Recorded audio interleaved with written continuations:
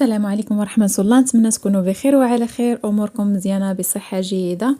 مرحبا بكم معايا في فيديو جديد على قناه ايمان بيوتي. اليوم ان شاء الله غنحضر معكم طاوه ديال الحوت.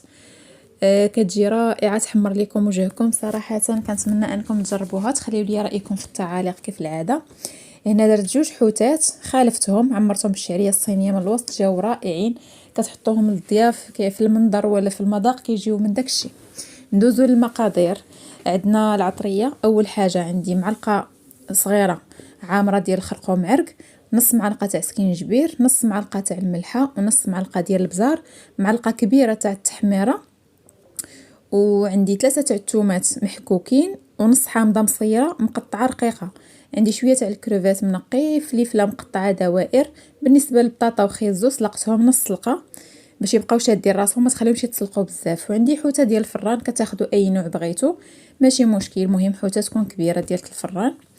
كندوزو للطريقه. كناخذ شويه تاع الزيت البلديه مع شويه تاع الزيت المائده، كنخلطهم مع بعضياتهم، كنزيدو مع العطريه وكنخلط كلشي مع بعضياتو.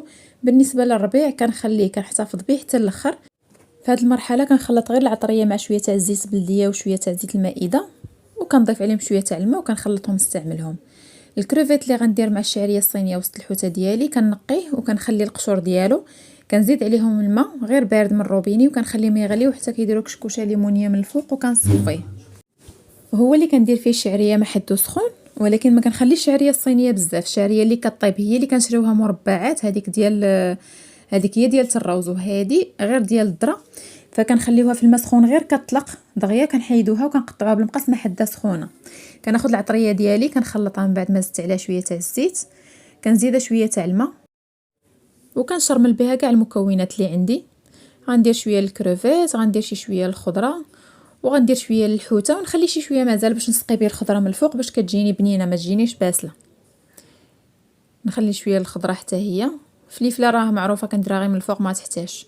الشعريه الصينيه من بعد ما درت لها هي شويه تاع العطريه، زدت على دوك الكروفيتات اللي شرملتهم وكنخلطها مزيان باش نعمر بها الحوته. من بعد ما كنكون شرملت الحوته تاعي مزيان، كتقدروا تشرحوها بالموس من قبل الا كنتو غترقدوها يعني واحد المده ماشي مشكل، كتكون شربات العطريه. كنعمرها مزيان بالشعريه ديالي اللي درت معها الكروفيت كيف كتشوفوا. كتقدروا تزيدوا معها شويه تاع الهريسه اختياريه، كاين اللي كيبغي الحار، يا اما ديروها غبره يا اما ديروها هريسه، كتجي بنينه الصراحه في الحوت. صافي وكنستمر بحال هكا كيف كتشوفوا معايا. بقات لي غير فلفله حتى هي غنديرها في الجناب، ودويورات ديال المطيشه. الا عندكم زويت تاع فلفله تا هو كتحطوه، ما عندكمش فلفله ماشي مشكل. كتكون هذه الطاوه تاعي، كنكون سخنت الفران من قبل.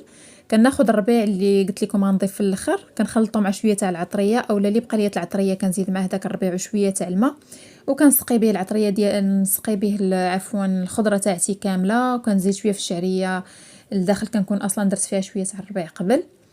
صافي كندخل الفران سخون على 180، او المهم تسخنوه مزيان باش طيب ليكم. كنغطيها بالبابي الومنيوم حتى كيدخلها الطياب، وكنحيدو من بعد باش كيتحمروا ليا الخضيرات من الفوق كيعطيهم لوين زوين. وكتكون هذه الوصفه تاعي اليوم. بالنسبه لكانت الشعريه الصينيه كبيره، كنقسم فلفله على جوج وكنعمرها بداكشي اللي بقى عندي الشعريه اولا الروز مسلوق. وكتكون هذه الوصفه تاعنا اليوم. كنتمنى انكم تدعموني وتشجعوني بلي لايك وبلي كومونتير، واللي جديده عندي تابونا في القناه مرحبا بيك، وبالصحه والراحه. كنتمنى نكون فتكم.